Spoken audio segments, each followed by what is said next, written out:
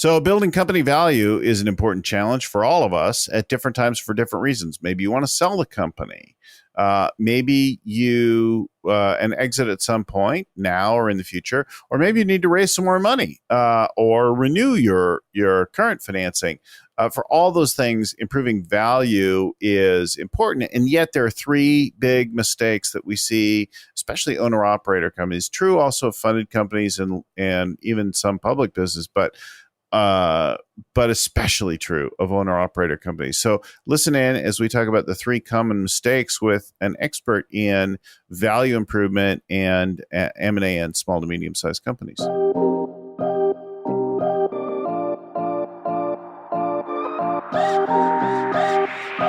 Hello and welcome again to the Scaling Up Business Podcast. I'm your host and scaling coach, Bill Gallagher.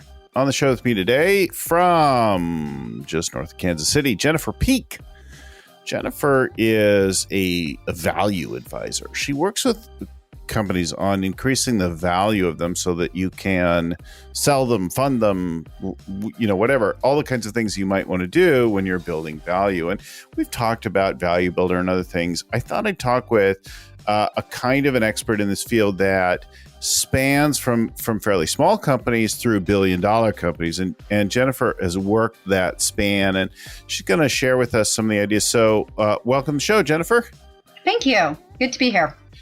Yeah. So it's nice. It's nice weather now wherever we are, right? We're in, watch somebody will listen to this like 6 months from now. Like, it sucks. It's miserable. But it's the beginning of summer where we are. And it's great to talk about this in the middle of the year and what are the things that we need to do to be building the value of the company. So welcome to the show. Thank you. So before we get into the heart of what are the top three things that the mistakes that we see people make and how do you fix them and like that, and some of the stories that go along with it, let's talk a little bit about your background. How did you get interested in building value in companies? How does somebody get that job? Oh, well, how does somebody get that job? It takes a very long time is what that is. So I grew up not far from where I live right now. And it was a small town that was a mix of folks that drove into the city, which is a 45-minute drive, and lots of people who had their own businesses. And my father was somebody who made the leap from doing the commuting back and forth forever and ever into starting his own business. And it was really a very positive mood for him. He had gone through his third layoff and was really tired of going through that over and over again. And that was, the mid 80s. So it was one of those times in the economy. And I saw how he was able to take, just an idea and really earn a living at it, and how much happier he was doing that. Than having a job. So I filed that in the back of my head, and then I went off and did the standard things. I went to college and I got my CPA, and I worked in a public accounting firm for about 5 years. And our firm was called a regional firm. So it wasn't one of the big national firms. And as a result, a lot of our clients were family-owned companies. And one of the biggest things that I saw in some of these companies was the real struggle they had with transition. And these would be companies that were in the third or fourth generation, and they were a little hamstrung when they didn't have the fifth generation waiting to hand the company to. And they didn't know how to exit. And so it was really a dynamic time to be looking at that while there were other shifts in the economy going on as well. And seeing those business owners really question what they were going to do with the company and wanting to, it was time for them to retire, or they wanted to retire and they didn't have that as a choice. That was, another eye-opening part of business ownership. From there, I did not go into a small business. I went straight into a really, really big company, which interestingly enough was in a startup phase. At the time, it was Wait, the big company was in the startup phase? The big company was in a startup phase. So what had happened was a large company had partnered with 4 other large companies and had this small company that they were starting. I say small, but it's relative. And it was a startup. So there was a lot of, how are we going to make payroll? Where are we going to get the money from? Everybody working towards the same common goal. And even if you have these large owners, which in today's world might be equivalent to a private equity firm or something like that, we still had the same concerns that small companies have, right? How are we going to cut the checks? And literally at times would have to get typewriters out to type the checks because the systems weren't working, and all of the problem solving that every small business owner has to do in their ownership lifespan. We were bought out by one of the large companies, and so then we became a large company. But by virtue of that transaction, I got firmly rooted into the mergers and acquisitions side of the business. So supporting it from an accounting perspective and seeing both sides of it, whether we were going to be acquired or whether we were acquiring a series of small companies. And so there was a lot of that going on at the time. In my last 10 years there, I also had what we now refer to as a side hustle, but that's not what we called it back then. And I started an online company, which was really, my kids were young, and I was really looking for information on how to teach them about money. And back in the early 2000s, there wasn't as many resources as there are today. So I started an online website that had different resources, and I ran that for about 7 years and then sold it. So I got my first taste of my own little business and what that was like in terms of selling it and negotiating with the buyers on the other side and coming up with the right value and moving on from there. The other thing at the same time that my husband and I were doing was we were investing in commercial real estate. And it was small apartment buildings, and we had to go through the process of getting bank financing, going through a financial statement to prove that the apartments would pay for the loan, hiring property managers, doing all of these sorts of things that we hadn't done before. And so then we had that small business in addition. And we held those apartment buildings for about 14 years. So we had quite a length of time with those. And then in 2010, I left corporate America. I had done 5 years of integrating small companies into our portfolio, and it just reached a natural conclusion. When I did that, I decided to take the best of what I liked about what I was doing and start my own company. And so I started my advisory firm about 9 years ago. And we've really been focused on helping the small to mid-sized companies build value so that they have more options and flexibility, whether they want to get more capital or whether they want to sell or whether they don't even know what they want to do. Building that value is what gives them the most options, whether that's a year from now or 5 years from now. Yeah. So I thought it was great. And this is the reason that I had you on, is that we've had gurus on the subject before and so on, but not as many practitioners. And the coaches are often working with our scaling clients on building value as part of the whole framework that we're doing. And we focus on, the management team and clean books and good practices and, a really easy to vet thing, protected IP, solid agreements, recurring revenue, like that kind of thing. But you pointed to some common mistakes that we see, and that I think that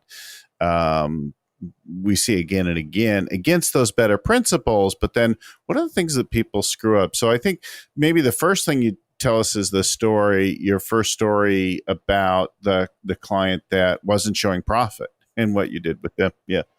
Yeah. So one of the things that we run into quite frequently, and frankly, it's both for companies that are looking to sell as well as buyers who are looking to buy a company and they want to be able to get a loan to fund that purchase.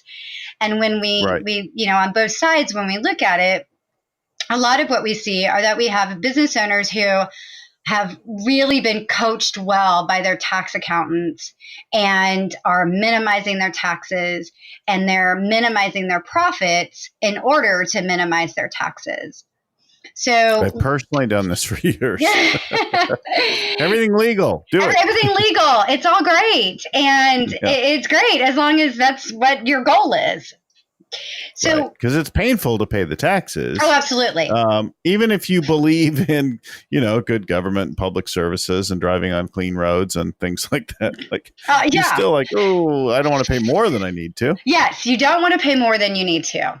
And there are, and it's a balance, of course, that you don't want to be crazy silly by paying more taxes than you need to, but you also don't want to be crazy silly by having absolutely no profit. So you've minimized your flexibility. Yeah. So one of the clients that we worked with, they had actually gone through a valuation by a valuation firm, and the value that had been placed on their company was about half of what the owner wanted to be able to have a successful exit. And in this particular case, the owner wanted to be able to turn the profit from the sale of his business into his next venture. He was already... Now, what kind of business, like what stage, what area, what industry can you... Yeah. So in his case, it's right here in the Midwest. He was in a construction related field where they built cabinets, and they really focused on residential, both people that were building brand new houses as well as a lot of remodeling. Interestingly enough, they had been featured on one of the HGTV shows that had done quite a bit of work in the area that he's located in here in the Midwest. So he was getting some airtime from that and really experiencing quite a bit of business growth due to that exposure. So he's got visibility, growth, cabinet building business in the Midwest, and wants to sell, but is given a valuation that's half of what his number is. Half of what his number is. Yeah. So we worked with him and analyzed, in his particular case, he had a couple of things going on.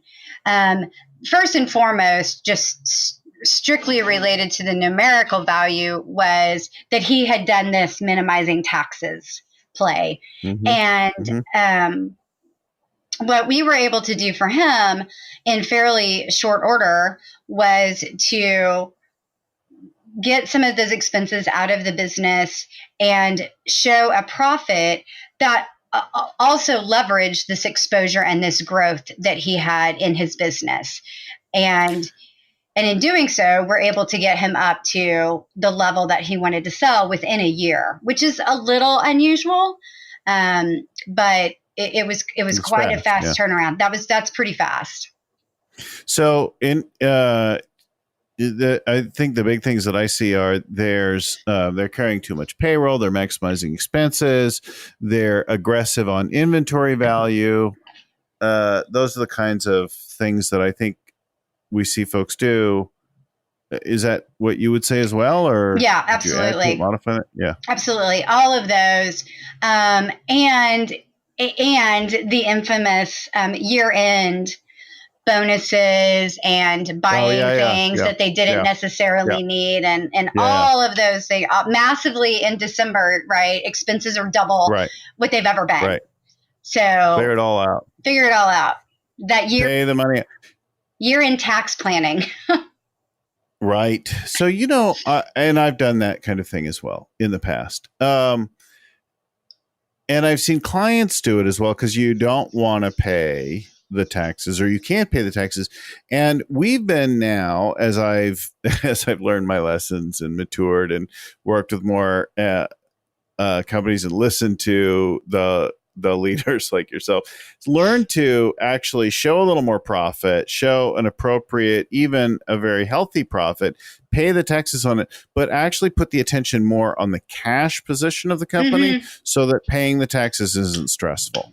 Yes, very much so. And it's an interesting, side note perhaps, but not just an interesting side note. It's a critical point in that lots of businesses don't pay as much attention to their longer term cash flow as they really should be, right? They're very short-term focused on, I'm making payroll. I can buy the stuff to do my jobs with. Right. We can carry the inventory that we need to carry. We can go buy a new truck when we need to buy a new truck. And that's the extent of their cash flow planning. Whereas to your point, taking that longer term approach and having that cash flow and the available cash to pay the taxes makes it, it makes it less painful. No one likes writing the big checks to the tax folks, but it makes it less painful if you have it there. And then you don't have to feel like you have to go get a loan to pay your taxes. So when we're looking at the cash position improvements as well as the profit improvements, we're looking at, a few big areas. So if you're an inventory-based business, it's what kind of inventory turns? Is all of your inventory good, current inventory, or is there a big block of it that's stuff that you're never going to use, is really old, you bought it wrong, you can't move through it? So the quality of the inventory, the turn of the inventory, and kind of the granular look at it. That's on the inventory side business. Yes, absolutely. And one of the things for our customers, because we have a fair number of customers that are in construction or construction related businesses, all the way from doing full interiors to countertops to cabinets to those sorts of things. And so they do carry inventory and a lot of, and receivables, raw materials, finished, and And so a lot of them have a line of credit that they're utilizing, and that's supported by their accounts receivable and their inventory. And there's a cap to that. You can only borrow so much on your line. And one of the things that helps them utilize their cash much more efficiently is increasing how fast you can turn that inventory, right? You still hold the same amount, but you turn it. If you turn it twice as fast, then you're doing twice as much work, and you still only have so much invested in any one time at inventory that's sitting there in your warehouse. Right. So then we also see like pricing right, people giving too much discount to win business that they don't need to do, undercutting pricing and carrying lower than market pricing for legacy customers for longer than they need to, a whole range of things to do with the pricing. We see business model problems with receivables and payable terms that they're giving and taking from folks. Of course, the creeping overhead, subscriptions and additions and things like that aren't really needed, that build up over time. All of these things not only affect the profit, but also to varying degrees the cash. Absolutely. And I like your creeping overhead. I think that's so perfectly stated, because it overhead is often not managed as tightly as, I can go get that raw material for 10 cents per square foot cheaper if I go to supplier B than if I go to supplier A. And yet they're not looking at things like the software subscriptions that are piled on top of each other, or the overhead increases for rent or utilities or other things that could easily be taken care of. And they're not increasing their prices to compensate for that creeping overhead. So there's a whole bunch there that they're just, I hate to say it's lack of attention, but it's not a big picture that they're looking at to see what's going on. And well, then if you look at the cost of money and the timing, right? The not paying attention to these things. Like, okay, your suppliers and employees are all getting paid very promptly, but your bigger customers are throwing their weight around and using you as the bank. That's correct. So often is the case. And for our clients that are construction-based clients, and they're working with somebody who is on a specific draw schedule with a bank, if you miss when you need to get your invoice to them, it's going to delay your payment by at least an additional 30 days. Yeah. It's funny. I talk about these things with total recognition. I love like, oh, that and that and that. And, but I have made all these mistakes. Well, that's why you recognize them. Painful. Sometimes the mistakes were multi-million-dollar mistakes. But I feel that heavy tuition load in my experience in education. And I hope I've overcome most of them now, and I hope I help our clients to overcome them. But there's some painful experience there with all of these things that we're talking about. So the next one, right, is you were talking about somebody with a superstar business owner who was like doing everything. Talk about that one. Tell that story. So I like to call those my VIP owners. The gentleman that I'm going to talk about now was also in a construction related business. He focused it, and also in the Midwest. His niche was really, really interesting because he started doing whole house remodels that were focused on being green, right? So a lot of energy efficiency, a lot of natural materials, really going in and completely remodeling houses, doing $100,000 to $200,000 remodels that took a year at a time. And I can tell you that the houses were gorgeous when he got done. And so, but it was just, it was a really interesting thing.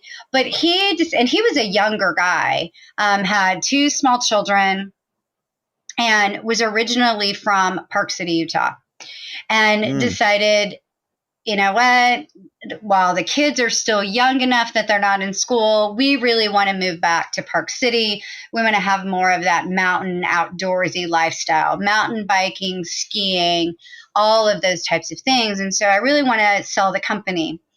And his biggest issue was that he was the project manager, right? He was the one who could see the vision of these fantastic homes after they'd been remodeled in this green style.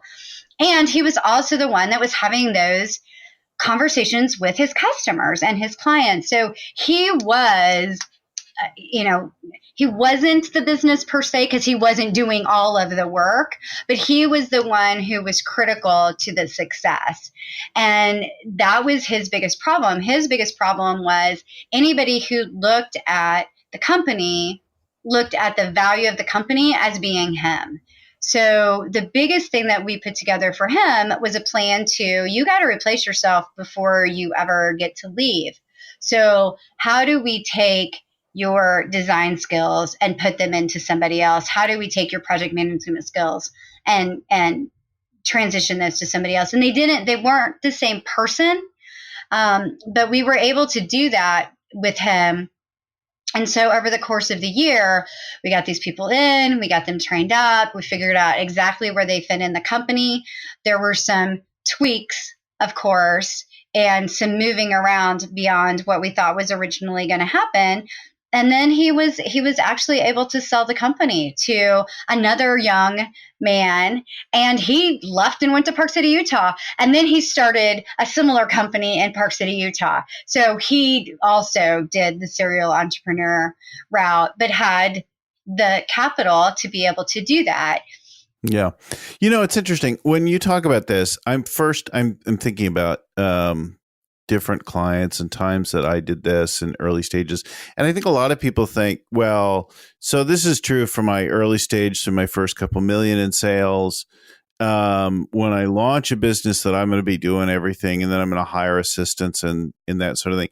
But I've seen people carry this like they do too many things all the way through 20, even 50 million in sales, and their hands are just in everything all over the place. So the first thing, right, you talk about is having, I mean, we end up hiring helpers, but if you hire helpers and not accountable leaders, and you don't develop a culture of accountability and actually give things away, then you might even have a lot of people. Like I remember one company we worked with a couple of years ago, 75 people on the team, and the owner founder had brought in a head of operations, but then now that person, so they'd passed the baton about that far, and then that person hadn't done an intern. So now we had 75 people or close to it bombarding the head of operations all day long with questions about stuff. And that passing the baton has got to get something where there's full ownership of key roles all over the company. And the first stage of this is like, go read Gerber's E-Myth and understand, like, be the business owner, transfer your sort of technician genius to some other people, codify your processes, understand the different roles, and build that. But then the next one is the next level of leadership. And that is, you've got a lot of people around you, but they're not actually, they don't really have any authority. They don't understand their job. That's where you start to build clear accountability, ownership. You start to give metrics to people. You have job scorecards. You have a culture of accountability. You've really passed things along. They can operate without you. And that's the next level, right?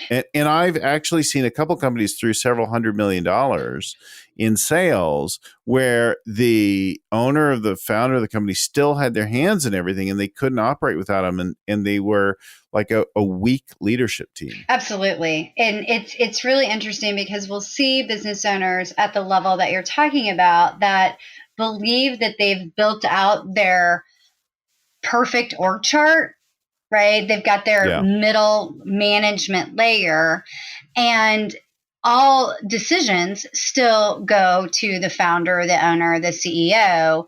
And so what you've got is you've got a buffer zone, but you don't actually have integrated, involved management that's being held to certain KPIs and to budget targets and are really integral in running the business. And so if you remove that founder and CEO, you're still kind of cutting the head off of the org chart, and it won't function without it. And so you're paying a whole bunch of money for people who are very tactical, and you haven't replaced any of that strategic decision making, and that's critical. Yeah. So we've got to get you less central to the business. Then the business is fundable, survivable, transferable. If you're totally in it, and you do sell it, then you've got a really painful employment contract. Yes, because what you really wanted was to leave, and now what you've got is a new boss. Yeah. It's funny. I talked to one of our listeners the other day. They're approaching 2 million this year in sales, only a couple of years in business. But already the founder of the company has hired a head of operations who's got everything. And the founder of the company is no longer in the office most days, is away most of the time, is merely driving the overall team and the strategy. I'm like, that's great. That's You're on to a good start. They should go teach people how to do that. It's a good beginning. They're off to a good start. Yes, definitely. So, and now he's in Park City, and hopefully he's doing a little bit smarter the second time around. I think so. Yeah. Beautiful. And then understanding the focus, or where does the profit come from in the business, I think was the third piece or the third story that you had. Is it too much here, too much there? Is it in one or more? I remember for many years I had one customer that was over half my business.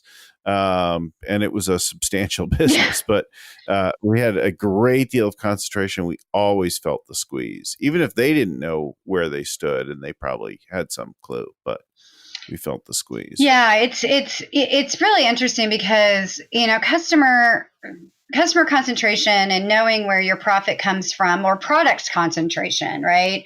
That could also be kind of a related element of it, and understanding what that is, which is both a long-term business goal, so you're not over committed in any one area, and then also understanding that if you wanted to expand something that was profitable, even if it wasn't a substantial part of your business, that knowing that that's where you want to put your next effort. So on the customer concentration side, it always feels great, I think, for business owners when they feel like they have these loyal customers and they're repeat buyers, and you don't have to go out and keep selling them. And it's great, except when it's not, which is they're 50% of your business and suddenly they're bought by somebody else and they don't use your services anymore because they have those in-house, or the acquirer had a different provider that they prefer to use. That's a kind of a good story for the company that left you. The bad story for the company that left you is, they went out of business. And you can't always tell what kind of business health your customers are in just based on how much they're buying from you and how quickly they pay you. Like you just don't have any insight into all of the rest of their business. So it can be kind of dangerous to say, well, they've bought from us for the last 10 years. They're going to buy from us for the next 10 years at the same level. Right. They could go they could just leave you tomorrow. Yeah. So it's really looking at that and saying, okay, I understand that. How much work can I do to minimize the potential pain, knowing that it is just potential pain at this point, and just making some good decisions around that. The other thing related to customers and products is just understanding where your profit comes from. So we have a client that is based in New York, and they both manufacture products as well as have 3 different retail locations. And their retail locations are great from an appearance perspective because of where they're located in the New York area. But they really struggle with staffing. And they struggle with having enough volume come through those stores on a consistent basis, whether that's days of the week or months of the year, to really make that a viable standalone business. If the only thing they had were the retail locations, that it would be a very different business for them. That it would be tough, is what it would be. But they have products that they produce, and they sell them both in the retail locations as well as in other places. And the profit margins on their products are really, really high, and they take very little effort to make and distribute. And so one of the things that we've been looking at with this company is, instead of investing in another retail location, which we know would throw off a certain amount of revenue every year, you should take what it would cost you to open another space and really focus on developing and building out your manufacturing and your distribution, because that's going to throw off cash way into the future on a monthly basis, almost like recurring revenue. And you don't have the staffing issues with it. You don't have the overhead costs issues with it. All of the challenges we have on the other side of the business. And then if you want to open another location, that's great.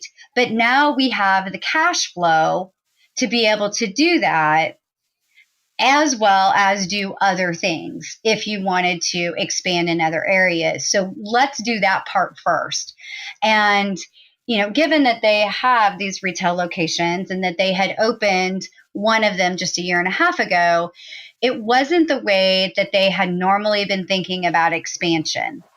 But when we took a look at the profitability and said, okay, really, if you think about it this way, and the fact that it would build this recurring revenue, that seems to be a better solution. Plus, there's very little investment. There's truly very little immediate investment in building out this product side. There's incremental investment as the sales go up, but it's not the same thing as having to put $200,000 into building out a retail space all at once. Mm-hmm. So from a cash flow perspective, it was also a good move for them. It was a good, yeah. I was working with a client, a newer one of our clients that has grown really nicely and has a huge growth plan. And they started as a retail service business, a kind of a retail clinic, and they started providing services, and that grew then into a product line, which now is distributed widely through distributors all across the country and beyond. And that's now the lion's share of the business. They still maintain a retail location that provides a brand showcase, a lab, and that'll continue to evolve. So now the retail location will need to evolve to suit that. But it provides a complement to it, but it's not a big driver in volume or profit for the business, but they keep it as that. It can become a testing lab, a showcase, a brand visibility, a lot of things like that, but not a principal driver of the business. Exactly. So the evolution of something. And then another of our clients recently did analysis, and they realized big parts of their business, they were losing money and they were making money on some others. They were underpricing some. So they did essentially waterfall graph analysis, essentially a Pareto. Where's the revenue profit coming from? And when we do this with clients, we first start looking at product segments, customer groups, distribution channels. We'll do we'll look at a variety of different ways, and where's the volume, where's the profit, and we'll often find there's some that are doing really well and some others that are losing. And so we'll pick a couple of categories or ways of perspectives for the business, and then we'll just go to work like raising prices or cutting out something. Usually don't have to cut it out. You just raise the price, and then they either come along and they become part of your profitable group, or they go away, whether it's a product line, a service, a customer group, a distribution channel like that. Is that the kind of thing that you're doing there? Yes, it is. And I like that there are some ways, like you described, right? Some ways to test how you went. And you don't have to do it all at one time, pick 3 or 4 and test those and see whether you've got a product that is still wanted in the marketplace. You can raise the prices. And if it's not, then you know what you've got on your hands. It's really interesting, I think, that sometimes what we see that gets missed, and it's easy to happen over time, is that customers had a unique product to start with, and then over time, as other competing products or other solutions have entered the marketplace, now what they really have is a commodity. And there's just a lack of visibility into that's what they're dealing with, and selling a commodity is different than selling a unique solution. Especially in the eyes of the customer. We often think our own thing is unique and special, but the customer's like, I don't get it. It seems the same as everybody else to me. Exactly. It looks like that thing down the street there. I don't understand why yours is so fantastic. Owner's delusion, right? So get the brutal facts out before the team and understand really where you are. This is really great to go through some of these main things. So just to kind of recap for folks, there's 3 big areas that are impacting the value for owner-operated companies. And you might even see this in some funded environments, but especially true of the owner-operator business at any size. I see all these mistakes made from companies from a few million up through $500 million in sales. So the first one is that you're suppressing the profit instead of focusing on the cash in order to minimize your taxes, and that reduces your fundability and your valuation. The second one is you're way too central to the business. You either have not enough people, or the people you have aren't actually owning anything. They're not. So you got to decouple yourself as an owner from the regular operation of the business, so that somebody realizes they could fund it, they could buy it, it could survive without you. Now, the cool thing is you can actually keep the most fun, cool parts of your job, your business that you like, and really give away the rest, and then, get a new hobby. Right, exactly. Go start another company. Take your family on vacation or do something. Do something. Whatever. I worked myself out of a job, and then I took my family to Italy for a month. It was life altering. So then the last one is this, like, you've structurally set it up. You've got things too concentrated, products, customers, or something like that.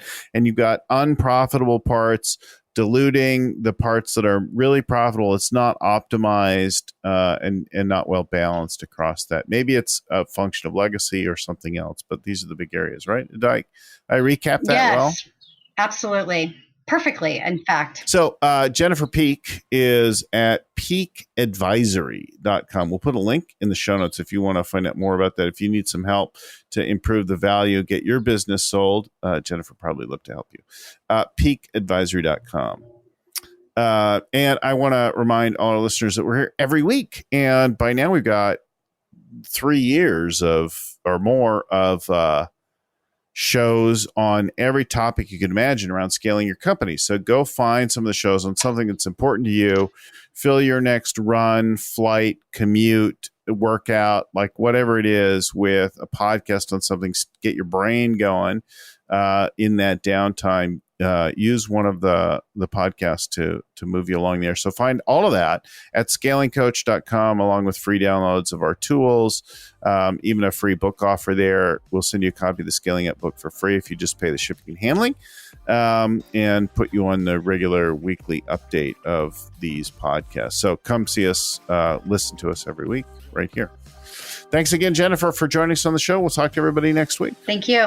Well, special thanks to the original growth guru, Vern Harnish, for bringing us the world of scaling up. This show is produced by Lucy Summers. Audio production by Podfly Productions. Audio editing by Albert Burge. The show notes are compiled by Ann Codina and proofread by Tim McGowan. If you love some part of it, please drop us a line, info@scalingcoach.com. Share it with somebody else. Pass it along. Like and subscribe so that you get our shows again next week and every week. Thanks again for listening. Keep scaling up.